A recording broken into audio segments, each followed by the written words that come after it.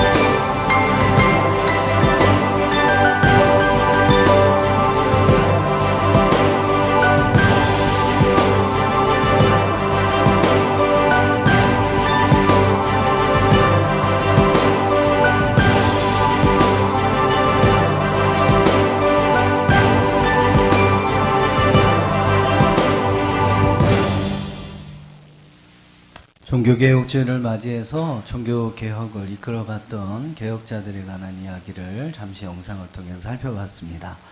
자, 오늘은 저희 교회가 두 가지 행사가 그러한 겹친 날입니다. 하나는 오늘이 바로 종교개혁주일입니다. 10월 31일이 종교개혁주일을 맞게 되는데요.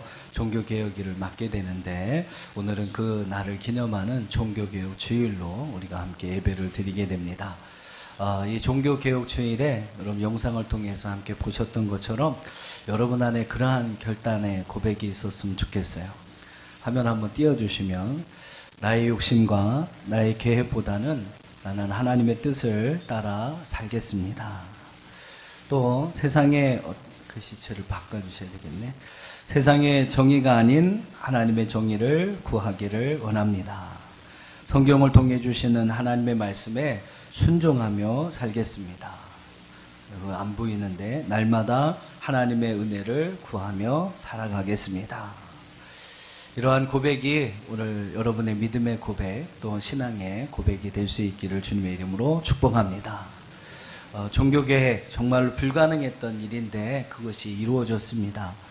과연 그러한 개혁이 이루어질 수 있었던 가장 중요한 이유가 여러분 무엇이겠습니까? 종교개혁자들의 한결같은 그러한 고백이 있습니다. 그것은 무엇이냐면 다른 사람 모든 사람들은 다 자신을 대적하는 적대자들이었지만 하나님은 바로 내 편이셨다라는 그러한 고백이었습니다. 우리 한번 따라해 보실까요? 하나님이 내 편이십니다. 예, 그렇습니다. 그것이 바로 그들의 고백이 그러한 믿음이 불가능했던 그 개혁을 가능하게 할 수 있었던 그러한 출발이 되었던 것입니다. 하나님께서 바로 그들의 편이 되어주셔서 그들을 도와주셨기 때문에 천지를 지으신 여호와 하나님께서 그들의 편이 되어주셨기 때문에 그들은 그 모든 어려움들을 이겨내고 마지막에 승리할 수가 있었던 것입니다. 우리도 여러분 마찬가지예요. 마지막까지 우리의 믿음의 승리를 위해서 우리가 가지고 살아가야 할 믿음의 고백이 있습니다. 무슨 고백일까요? 한번 따라해 보시죠. 하나님은 내 편이십니다. 예, 하나님이 내 편이신데 여러분 내가 누구를 두려워하겠습니까? 하나님이 내 편이신데 내가 무엇을 무서워하겠습니까? 하나님이 내 편이신데 여러분 누가 나를 대적하여 넘어뜨릴 수 있겠습니까? 하나님은 내 편이시다. 할렐루야. 오늘 여러분 이 믿음의 귀한 고백을 가지고 신앙의 경주 끝까지 아름답게 행할 수 있는 저와 여러분들이 다 될 수 있기를 주님의 이름으로 축원합니다. 자, 종교개혁주의를 맡게 되고요. 오늘 또 하나의 행사가 있습니다. 뭔지 아시죠? 오늘 복장이 좀 이렇게 자유로우신데, 운동복 차림도 많으신데, 원래 오늘 저희가 전교인 체육대회를 계획하고 있었습니다. 그래서 오늘 비가 안 오고 화창한 날씨였으면 여러분 너무 기분 좋게 이렇게 진행할 수 있었을 텐데, 이제 오늘 날씨가 관건이에요. 그래서 예배 마치고 비가 안 오면 저희가 이제 체육대회 하러 출발을 할 거고요. 혹시라도 이제 비가 조금 이렇게 뿌리거나 내리거나 하면 일단 운동장 가는 거는 취소하고 교회에서 식사를 하고 여기에서 우리 어르신들은 우리 본당에서 같이 좀 모여서 함께 이렇게 간단하게 경기하고 또 이제 여러분 제일 아기다리 고기다리 하셨던 경품 추첨을 이제 이곳에서 하면서 오늘 좀 간략하게 체육대회를 진행할 수 있게 될 것 같습니다. 저는 그래도 감사한 게 뭐냐면요. 저희가 원래 계획하기는 아예 오늘 야외 예배를 드리려고 했었어요. 운동장에 가서 거기서 예배 드리고 거기서 밥 먹고 거기서 운동회까지 하려고 했었는데 이 운동장을 저희가 그때가 몇 날이었나요? 9월 1일이었나? 10월 1일 날 그때가 이제 운동장을 예약하는 시간인데 저하고 우리 목사님, 전사님들까지 다 해가지고 스탠바이를 하고 있었어요. 야, 우리 0시 땅땅 되면 빨리 클릭해서 9시부터 오후 4시까지 우리가 운동장을 이제 신청을 해야 된다. 서로 막 카톡 해가면서 그렇게 해서 이 시간을 하려고 했거든요. 근데 딱 들어가자마자 9시부터 12시까지는 벌써 다른 팀들이 다 예약을 해버린 겁니다. 그러는 바람에 여러분들이 어떻게 보면 오늘 비 맞으면서 식사 안 하시고 비 맞으면서 어떻게 보면 비 맞으면서 예배 안 드리게 되신 그러한 또 하나의 이유가 될 수 있을 것 같아요. 아마 9시부터 저희가 운동장 사용을 할 수 있었다면 여러분 아침부터 운동장에서 우리 막 방황했을 거예요. 이걸 예배를 여기서 드려야 되나 교회로 들어가야 되나 밥을 비 맞으면서 여기서 먹어야 되나 어떻게 해야 되나 고민을 많이 했을 텐데 일단은 그래도 그렇게 된 게 감사하네요. 그죠? 그때는 조금 제가 투덜투덜 했거든요. 하나님 이왕 주시려면 9시부터, 그죠? 싹 확실하게 주시면 기분 좋게 가서 야외에서 예배도 드리고, 식사도 하고, 밥도 먹고, 경기도 하고 돌아올 수 있을 텐데, 아니, 왜 12시부터 밖에 허락하시지 않느냐고 제가 좀 투덜투덜 했었는데, 회개합니다. 어쨌든 하나님이 뭔가 뜻이 있는 거죠, 그죠? 안 되는 것도 하나님의 뜻이고, 되는 것도 하나님의 뜻이고. 어쨌든 여러분 오늘 식사까지는 아무런 문제 없이 여기서 이제 맛있게 또 식사까지 하실 수 있게 되고, 이후의 일정들은 비가 오면 또 여기서 하면 되고요, 그죠? 여러분 뛰어노시는 거는 또 여러분 각자 뛰어노시면 되잖아요. 어쨌든 제일 중요한 거는 경품 추첨이니까. 경품 추첨은 어쨌든 여기서 할 수 있으니까요. 어쨌든 진행을 비가 오든 안 오든 진행할 수 있는 상황은 되니까요. 어쨌든 이후에 또 여러분에게 공지를 하도록 하겠습니다. 어쨌든 여러분 다른 거 생각하지 마시고 그냥 점심 식사 하실 때까지 편안하게 예배 잘 드리시고 식사도 맛있게 이렇게 하시면 좋을 것 같습니다. 그 이후에는 그냥 하나님께서 이렇게 이끄시는 대로 우리가 같이 진행하도록 하겠습니다. 자, 아무튼 오늘 이렇게 체육대회까지 진행을 하게 되는데 오늘 여러분 참여하시는 분들 한 사람 한 사람에게 저희가 선물을 또 이렇게 준비해서 드릴 거예요. 근데 이 선물이 조금 틀립니다. 이긴 팀 드리는 선물하고 진 팀 드리는 선물이 달라요. 근데 여러분 이게 지금 가슴에 핀 버튼을 차셨죠?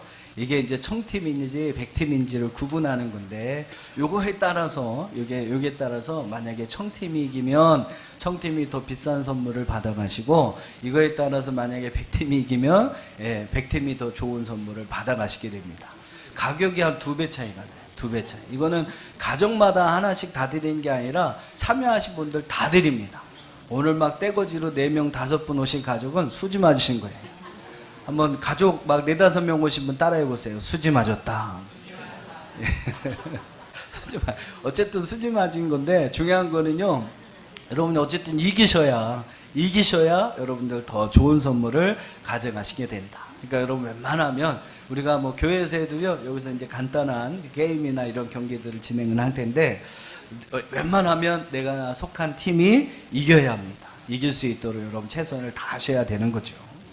이 체육대회를 하다 보면, 그래요. 체육대회를 하다 보면 늘 중요한 문제가 있습니다. 그게 무엇일까요? 중요한 문제가 있어요. 그게 무엇이냐면, 누가 우리 편이 되느냐 합니다. 누가 우리 편이 되느냐. 저희 목사님들 세계는 여러분 상당히 경건하고 거룩한 세계라고 생각을 하시는데, 목사님들 세계가 얼마나 승패에서 치열한지 모릅니다. 운동 경기를 한번 하면요, 창피한 이야기지만 싸움이 나요. 싸움이 나요. 막 줄이 맞았느니, 선이 맞았느니, 부정선수가 있느니, 없느니, 그래서 막 싸움이 납니다. 한 번은 저희 지방에 뒤늦게 오신 그 목사님이 한 분이 계셨었는데, 그 목사님, 이제 저희 지방은 아니고 이제 저 남지방 쪽에 오신 목사님이신데, 이분이 족구를 기가 막히게 하세요. 이분이 뭐 공격하면요, 웬만하면 다 못 받습니다. 근데 이분이 다른 지방에 계셨다 이쪽 지방에 오셨으니까 이게 애매한 거예요. 이 체육대회를 공포한 날로 따지면 그쪽 지방뿐이고, 체육대회 날로 따지면 또 이쪽 지방이고, 그러니까 이분을 막 차지하기 위해서 막 이쪽은 이쪽다고 막 그래서 이쪽은 우리 해야 된다고 그러고, 이쪽은 이쪽은 저쪽을 하고, 이쪽에 해서 우리가 해야 된다고 그러고, 막 이 목사님을, 족구 잘하시는 그 목사님을 데리고 가기 위해서 막 서로 싸움이 났습니다. 서로 싸움이 나요. 중요한 거죠, 그죠? 우리 편이 누구냐, 저 사람이 누구, 정말로 잘하는 저 사람이 누구 편이냐, 이게 여러분 참 중요한 것입니다. 여러분은 누가 여러분의 편이 되어주기를 원하십니까? 오늘 체육대회도 이렇게 여러분 다 눈썰미로 이렇게 보시면요, 저 사람 운동 잘할 것 같은데, 막 이렇게 보일 거예요. 야, 저 사람이 꿀잡인데 축구할 때 우리 팀에 있어야 되는데, 막 그런 저기들이 있을 거예요. 과연 여러분은 누가 여러분의 편이 되어주기를 원하시나요? 오늘 여러분 본문에서 시편의 저자의 고백을 여러분 한번 들어보십시오. 오늘 본문의 1절과 2절 우리 한번 같이 좀 읽어보겠습니다. 시편 124편 1절 2절 시작. 이스라엘은 이제 말하기를 여호와께서 우리 편에 계시지 아니하셨더라면 우리가 어떻게 하였으랴. 사람들이 우리를 치려 일어날 때에 여호와께서 우리 편에 계시지 아니하셨더라면. 여호와께서 우리의 편이 되셔야 합니다. 할렐루야. 예, 뭐 다른 거 필요 없어요. 여호와께서 내 편이 되어 주셔야 합니다. 믿으시면 아멘. 자, 시편 124편은 하나의 질문으로 자기의 어떠한 상황을 묘사를 하고 있어요. 그 질문이 무엇입니까?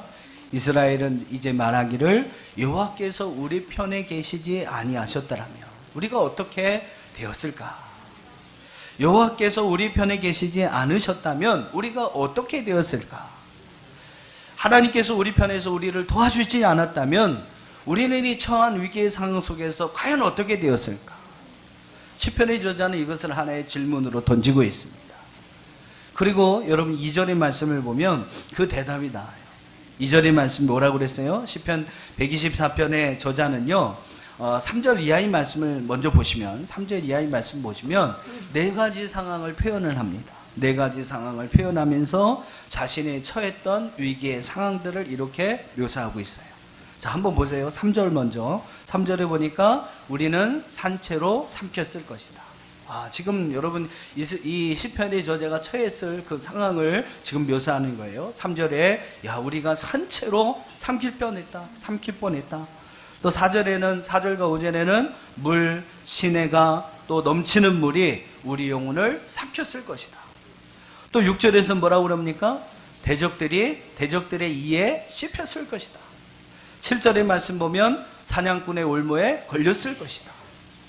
시편의 저자는요, 이렇게 네 가지 위기의 상황을 이야기하면서 이 위기의 상황 속에 자신이 빠지지 않았다고 이야기를 합니다. 자신이 빠지지 않았어요.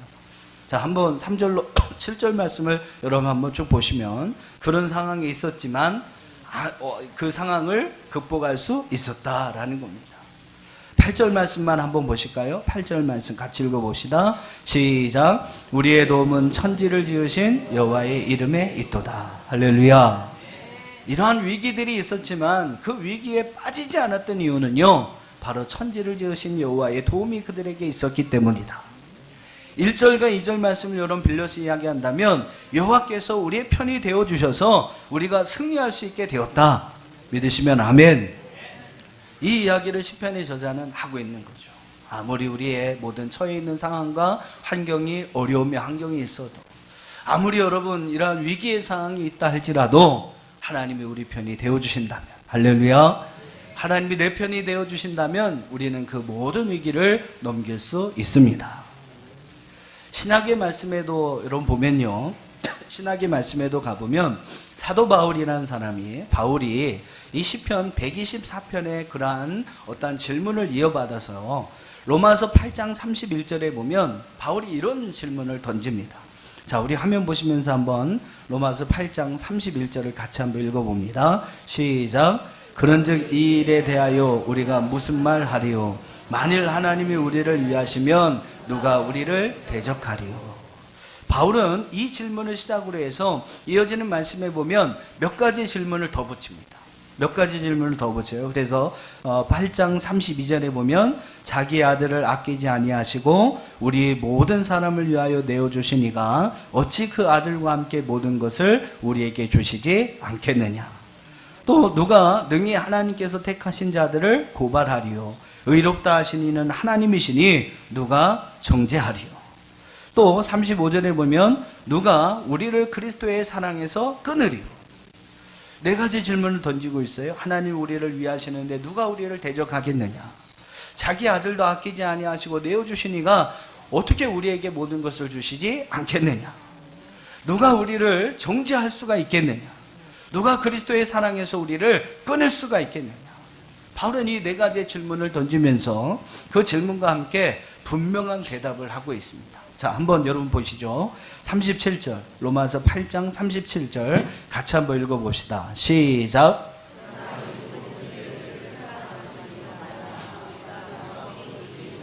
할렐루야. 시편 124편의 구조랑 거의 비슷하죠. 예, 질문을 던져놓고 그에 대한 대답을 하는 형식으로 이 로마서 8장 또 시편 124편의 말씀이 구성되어 있습니다. 여러분, 이야기하는 것이 무엇입니까? 바로 우리를 사랑하신 이로 말미암아 우리는 이기게 된다. 우리의 편이 되셔서 우리와 함께 하시고 우리를 도와주시는 그 하나님으로 말미암아 우리는 넉넉하게 이기게 된다. 믿으시면 아멘. 오늘 여러분 구약이나 여러분 신약이나 성경의 말씀은 오늘 우리가 우리의 삶을 승리하며 나갈 수 있는 비결에 대해서 우리에게 설명하고 있습니다. 어떻게 하면요? 누가 우리의 편이 되어주시면, 여호와께서 나의 편이 우리의 편이 되어주시면, 우리를 사랑하시는 그 주님이 나의 편이 되어주시면 우리는 어떠한 위기의 상황에서도 반드시 승리하게 된다. 우리는 모든 일을 넉넉히 이기게 된다. 믿으시면 아멘. 하나님은 내 편이십니다. 할렐루야. 하나님은 내 편이십니다. 할렐루야. 자, 중요한 것은요, 여러분 한번 질문 제가 드릴게요. 하나님은 우리 편이십니다. 근데 여러분 정작 여러분 누구 편이십니까? 여러분은 누구 편이세요? 성경은 이렇게 여러분 변함없이 하나님이 우리 편이시라고 이야기를 합니다. 신약이나 구약이나 여러분 변함없이 하나님은 내 편이시라고 이야기를 해요. 내 편이시다, 우리 편이시다라고 말씀하는데 과연 여러분은 나는 하나님의 편이 맞습니까? 하나님 편이십니까? 하나님은 언제나 내 편이 되어주시기를 원하십니다만 참 안타까운 사실은요, 우리는 내가 필요할 때만 하나님의 편에 서고 있다는 사실이죠. 잘 나갈 때, 평안할 때, 그죠? 형통할 때, 건강할 때 우리는 우리 주변에 하나님 말고 다른 것들을 늘 내 편에 두고 살아갑니다. 돈의 편에 섭니다. 세상의 친구들 편에 섭니다. 자신의 취미생활, 레저를 즐기는 그 편에 섭니다. 사업장의 일에, 회사 일들에 늘 그것이 나의 편이죠. 내 가족, 내 자녀들이 늘 내 편입니다. 좋은 때는 굳이 하나님이 내 편이 되어주기를 원하지 않습니다. 그럴 필요가 없거든요. 솔직히 그럴 필요가 없거든요. 굳이 하나님 편에 서지 않아도 살아가는데 불편함이 없으니까. 굳이 내가 하나님의 편에 설 이유가 없거든요. 세상살이 하면서 여러분 불편하거나 자신의 어떤 이속을 따질 때에는 하나님 편보다 다른 편에 서기를 원하고, 그러면서 자신의 필요한 것들을 얻으려고 취하려고 합니다. 하지만 때로 하나님 편에 서야 자신의 이속이 좀 생기게 된다면 우리는 언제든 손바닥 이렇게 뒤집듯이 하나님의 편에 선다고 이야기를 하죠. 자신의 명함에 무슨 교회 장로다 이렇게 해갖고 다니면서 자신의 어떤 이속을 이렇게 챙기는 사람들이 있어요. 삶에서는 전혀, 삶을 살아갈 때는 전혀 장로님의 모습 이런 게 보이지 않은데, 자기가 필요할 때는 제가 어느 교회 장로입니다. 자기 어떤 이속을 차리기 위해서 그때만 하나님 편에 선다고 이야기를 합니다. 행여나 삶 속에 조금이라도 어려움이 생겨서 자신의 힘으로 그 문제들을 해결할 수 없을 때 우리는요, 그때서 비로소 그때서 하나님 편에 선다고 하나님께 나아가지요. 늘 내 편에 두고 있는 것들이 하나하나 내 곁을 떠나갈 때 우리는 비로소 그제서야 하나님 편에 선다고 고백을 합니다. 평상시에 하나님의 편에 서지 않으면서 자신의 곁에 세워두어야 할 자신 편들이 아무것도 없을 때 그제서야 우리는요, 하나님 편에 선다고 이야기를 합니다. 늘 내 편에 두고자 했던 것이 다 내 곁에서 떠나고 사라질 때야, 그리고 내 곁에 아무것도 없을 때야 그제서야 내가 하나님 편에 선다고 이야기를 합니다. 참 이기적이죠. 평소에는 하나님을 생각하지도 않으면서 말씀의 교제도 기도도 하지 않으면서 잘 먹고 잘 살 때는 하나님의 도움 없이도 살 수 있는 것 같이 열심히 자신을 위해서 세상의 것들을 자기의 편에 두고 살아가면서 하나님의 편에 서지도 않으면서, 하지만 시편의 124편에 시인의 이야기하고 있는 것처럼, 또 여러분 로마서에서 오늘 바울이 이야기하는 것처럼 이러한 위기의 상황, 어려움의 상황들이 직면했을 때 우리는 그제서야 하나님 편에 선다고, 하나님 보고 자기 편이 되어달라고 부탁을 드리고 있습니다. 여러분 누구의 이야기를 하는 게 아니고요, 제 이야기를 하는 겁니다. 제 이야기를. 제가 그렇거든요. 목사라고 하는데 제가 그렇거든요. 저도 오늘 설교를 준비하면서 많은 생각을 해보았습니다. 내가 얼마나 하나님 편에 서기를 원했을까? 얼마나 하나님 편에 서서 살기를 내가 간절히 원했나? 하나님은 언제나 내 편이 되어주시겠다고 말씀하시는데 과연 나는 얼마나 하나님 편에 서고자 했느냐? 한번 제가 생각해 보니까 위에서 제가 고백드린 것처럼 제가 살았더라고요. 하나님 앞에 참 죄송하기도 하고 그런 마음 생각들이 들었습니다. 여러분은 어떻습니까? 정말 여러분은 하나님의 편이십니까? 소망하기는요, 우리가 먼저 나는 하나님의 편입니다, 하나님은 내 편입니다 라고 말하기 이전에 하나님, 내가 하나님의 편입니다. 할렐루야. 내가 하나님 편입니다. 나는 어떠한 일이 있어도 하나님 편입니다. 우리 사이를 갈라놓는 그 무엇이 있어도 저는 절대로 하나님 곁을 떠나지 않습니다. 저는 죽어도 하나님 편 할 겁니다. 일속에 따라서 막 뒤집고 바꿔지는 게 아니라 저는 어떠한 상황에 있어도 절대로 하나님 편입니다. 이러한 믿음의 고백 하나님 앞에 드릴 수 있는 저와 여러분 되기를 주의 이름으로 축원합니다. 한번 따라해 보실까요? 나는 하나님 편입니다. 나는 절대로 하나님 편입니다. 하나님은 내 편입니다. 참 우리에게 위로가 되고 힘이 되는 말씀이죠. 근데 여러분, 제가 여러분에게 오늘 부탁드리고 싶은 것은 이 고백보다 먼저 나는 하나님 편입니다. 어떠한 일이 있어도 나는 죽어도 하나님 편입니다. 오늘 이러한 고백을 가지고 살아갈 수 있는 저와 여러분 될 수 있기를 주님의 이름으로 축원합니다. 같이 이 시간